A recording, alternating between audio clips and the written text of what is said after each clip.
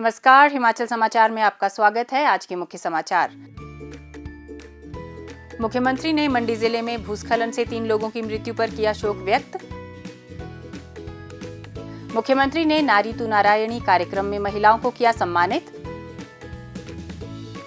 मुख्यमंत्री ने कहा, समाज में सकारात्मक बदलाव लाने में महिलाएं निभा रही अहम भूमिका।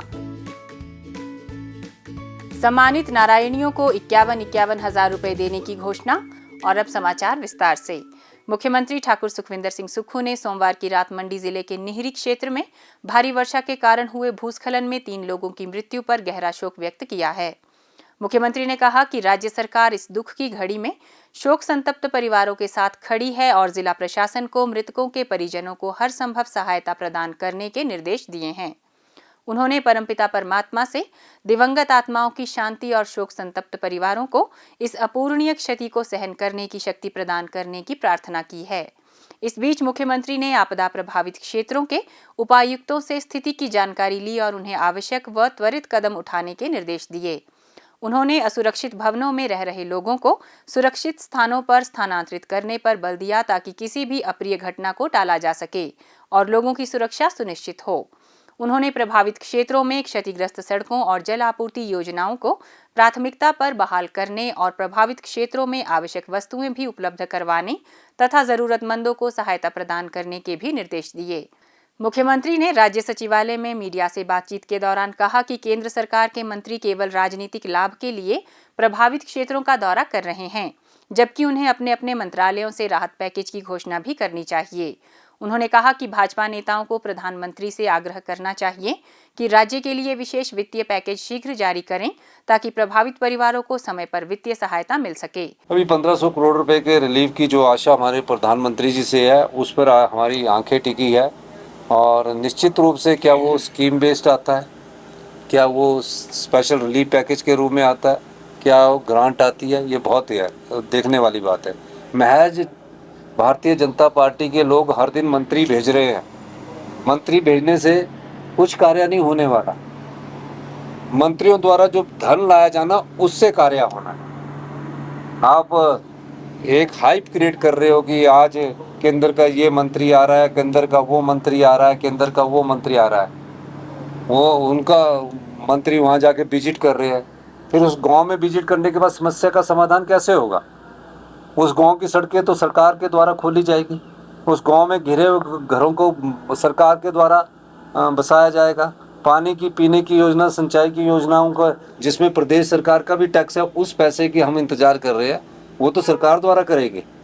तो हम चाहते हैं कि राजनीतिक लाभ के लिए ये जो आ रहे हैं, राजनीतिक लाभ से इसका अगर वो दिल्ली में देश के प्रधानमंत्री जी से मिलकर हमें स्पेशल रिलीफ पैकेज दिलाए तो बड़ी बात होगी। और इसमें हम तेज़ी से काम कर रहे हैं। हमारे संसाधन कम है, आर्थिक तंगी है, फिर भी हम कट लगाकर हर गांव की सड़क को पहुंचाना चाहते हैं, ये मैं कहना चाहता हूं।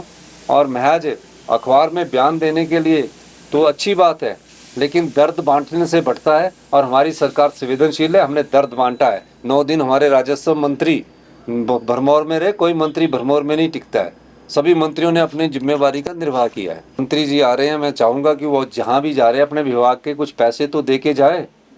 जिस भी विभाग के मंत्रियों को लेकर आ रहे हैं वो कुछ घोषणा तो करें। सहानुभूति तो हमारे संस्कृति में बसी है, संवेदनशीलता तो हमारे हिमाचल के संस्कारों में बसी है। हमें सहानुभूति संस्कार के अलावा जिस धन की जरूरत है उसका सदुपयोग करने की जरूरत है। आज की डेट में हमें वो धन की जरूरत है और हम इस कार्य को युद्ध स्तर पर करेंगे। निश्चित रूप पर पूरे प्रदेश को आपदाग्रस्त घोषित कर दिया गया है और मैं आपको कहना चाहता हूँ, अब प्रत्येक परिवार जिसका घर उजड़ा है उसको 7,70,000 रुपया हमारी सरकार देगी। जिसके घर में आंशिक रूप से नुकसान हुआ उसे 1,00,000 रुपया देगी।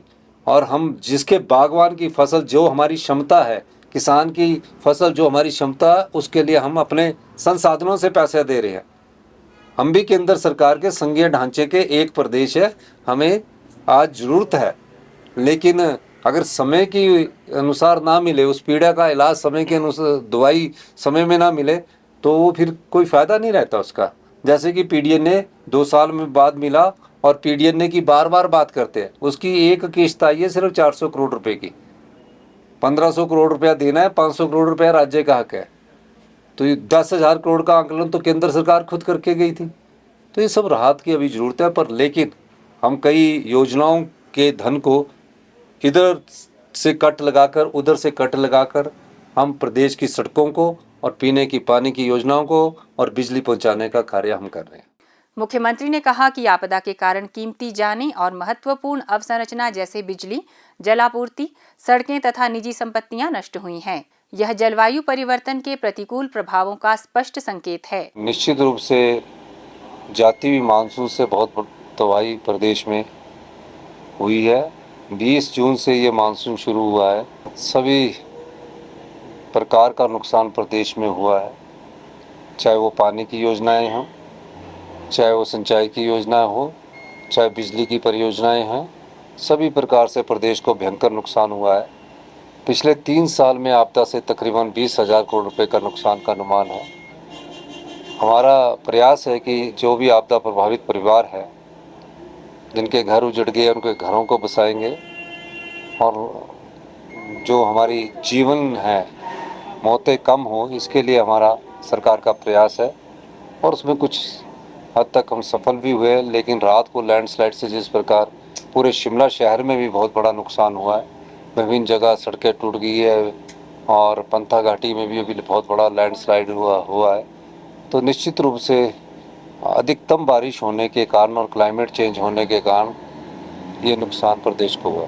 उन्होंने कहा कि राज्य सरकार के मंत्री लगातार प्रभावित क्षेत्रों में मौजूद रहकर राहत और पुनर्वास कार्यों की निगरानी कर रहे हैं, जबकि वे स्वयं भी जिला प्रशासन के साथ निरंतर संपर्क में हैं। राहत और बचाव कार्य के लिए माननीय हमारे 3 मंत्री यहाँ, चाहे रोहित जी है, धर्मानी जी है, गोमा जी है, तीनों मंत्री आज सुबह से हर एक डिस्ट्रिक्ट की मॉनिटरिंग कर रहे हैं। मैं खुद सारे डिप्टी कमिश्नरों से इन्वॉल्व हूँ और अभी मैंने वरिष्ठ अधिकारियों की बैठक बुलाई है कि राहत और बचाव कार्य को तुरंत प्रभाव से जहाँ है उसको शुरू किया जाए। सबसे बड़ी समस्या हमें जो आई है कि जो बागवान है उनका जो रात की बारिश से थोड़ी जो हमने पंचायत की सड़कें कई जगह वो जीप जो चलती है उसके खोलने के लिए हमने बनाई थी, वहाँ भी मुझे रिपोर्ट्स आई है चाहे वो कि वहाँ भी सड़कें बंद हो गई है। तो फसल है बागवानों की, उसको बहुत नुकसान हो रहा है। 23 में हम थोड़ा इसमें कम नुकसान हुआ था, लेकिन लगातार 3 महीने बारिश होना इस बात को इंगित करता है कि निश्चित रूप से क्लाइमेट चेंज का प्रभाव है और टेम्परेचर बढ़ा है। हमने तो पहले ही कह दिया है कि मेरी माननीय धर्मानी जी से बात हुई थी टीसीपी के नियमों के बारे में कि कोई भी सरकारी संस्थान नदी से 50 मीटर नहीं, अब हमें क्योंकि नदी अपना कोर्स चेंज कर रही है, नाले अपने कोर्स चेंज कर रहे हैं, 100 मीटर की डिस्टेंस पर अभी तो हम सरकारी संस्थान नहीं बनाएंगे। और धर्मपुर का बस स्टैंड उसका एक बहुत बड़ा उदाहरण है, जो कि नदी के साथ ही नालों के साथ ही 10, 20, 25 मीटर दूरी पर बना दिया और आज इतना भारी नुकसान हुआ। और ये नुकसान अभी नहीं हुआ, 2023 में भी धर्मपुर के बस स्टैंड पर बहुत बड़ा नुकसान हुआ था और आज इसका बहुत अधिक नुकसान हुआ है। हमने डिप्टी चीफ मिनिस्टर जी से मेरी सवेरे बात हुई, वो धर्मपुर के क्षेत्र में गए हैं। उन्होंने मुझे कहा कि तकरीबन 6 करोड़ रुपए का अभी तक धर्मपुर में बसेस का ही नुकसान हो चुका है। मुख्यमंत्री ठाकुर सुखविंदर सिंह सुक्खू ने कहा कि महिलाओं का समाज के विकास में अहम योगदान है तथा ये जीवन के हर क्षेत्र में नित्य नई ऊंचाइयां छूते हुए समाज में सकारात्मक बदलाव लाने में महत्वपूर्ण भूमिका निभा रही हैं। मुख्यमंत्री गत सायं शिमला में दैनिक समाचार पत्र हिमाचल दस्तक द्वारा आयोजित नारी तू नारायणी कार्यक्रम को संबोधित कर रहे थे। उन्होंने कहा कि यह कार्यक्रम विभिन्न क्षेत्रों में महिलाओं द्वारा शानदार उपलब्धियां हासिल करने पर उनके सम्मान में मनाया जा रहा है। ठाकुर सुखविंदर सिंह सुक्खू ने कहा कि एक समय ऐसा था जब महिलाओं को घर के कार्यों तक ही सीमित रखा जाता था। उस दौर में समाज में लड़कियों को पढ़ाने लिखाने के प्रति झुकाव बेहद कम था और घर से बाहर नौकरी करने से भी रोका जाता था। उन्होंने कहा कि बहुत समय तक आधी आबादी को बौद्धिक और आर्थिक विकास से वंचित रखा गया। उन्होंने कहा कि समय में परिवर्तन के साथ महिलाओं की सामाजिक स्थिति में बदलाव हुआ है। उन्होंने कहा कि यह बहुत गौरव की बात है कि आज महिलाएं अपनी लगन, मेहनत, दृढ़ निश्चय और काबिलियत से समाज के हर क्षेत्र में विशिष्ट पहचान बनाकर दूसरों के लिए भी प्रेरणा बनकर उभरी हैं। हमारी सरकार जब से आई है, महिलाओं के उत्थान के लिए हमने कई कार्यक्रम शुरू किए, जहां विधवा महिला और एकल नारी के लिए हमने कहा है कि उसने आवास योजना के तहत जिनकी साल की आय 2.5 लाख रुपए होगी, उन्हें 3 लाख रुपया सरकार की तरफ से उपलब्ध करवाया जाएगा। 30% पुलिस भर्ती में आरक्षण महिलाओं को देने की नीति में ये जो हमारी नियुक्तियां हो रही है पुलिस में, उसमें हमने उनके लिए रिजर्वेशन रखा है। और मुझे खुशी है कि हमने ही मीरा के नाम से एक प्रोडक्ट स्टार्ट किया, उन्हें गाड़ियां उपलब्ध करवाई और वो फूड बैंक के माध्यम से ही मीरा के और जो प्रदेश के व्यंजन हैं उनको बेचकर परोसने का कार्य भी हमारी महिलाएं कर रही है। बुक कैफे जो शिमला में चल रहे हैं वो भी सभी महिलाएं और स्वयं सहायता समूह द्वारा किए जा रहे हैं। हमारी सरकार महिलाओं के विशेष उत्थान के लिए हमेशा से तत्पर रही है। मुख्यमंत्री ने कहा कि इसके अतिरिक्त सरकार ने विधवा पुनर्विवाह योजना के अंतर्गत दी जाने वाली प्रोत्साहन राशि को 65,000 रुपए से बढ़ाकर 2 लाख रुपए किया है। मुख्यमंत्री ने कहा कि भूतपूर्व प्रधानमंत्री स्वर्गीय राजीव गांधी के प्रयासों से ही महिलाओं को पंचायती राज संस्थाओं में 33% आरक्षण मिला, ताकि जमीनी स्तर तक विकास में महिलाओं की भागीदारी सुनिश्चित हो सके। माननीय पूर्व प्रधानमंत्री श्री राजीव गांधी जी ने जब 73वां और 74वां संविधान संशोधन लाया, सबसे पहले लोकतांत्रिक व्यवस्था को मजबूत करने के लिए महिलाओं को पंचायती राज और नगर निकाय में 33% का आरक्षण दिया।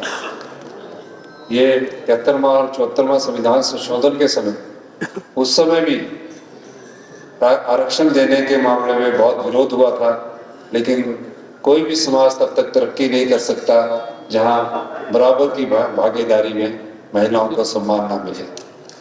हिमाचल प्रदेश में भी एक ऐसा प्रयोग किया गया।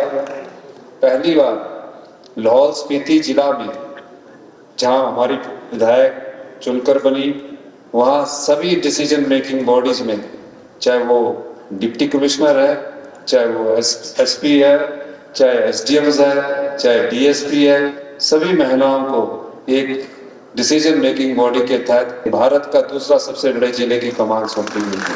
तो महिलाओं को डिसीजन मेकिंग में लाने का उद्देश्य हमारा ये है ताकि वहाँ की महिलाएं भी प्रेरित होकर आगे आए और अपने अधिकार की लड़ाई लड़े। इस संदर्भ में हिमाचल प्रदेश सरकार एक प्रयास कर रही है।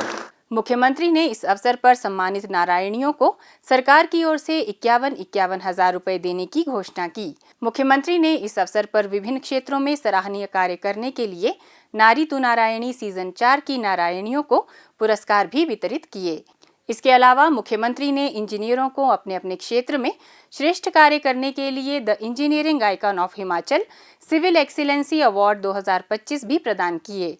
मुख्यमंत्री ने हिमाचल दस्तक की ग्रीन हिमाचल आधारित स्मारिका का विमोचन भी किया।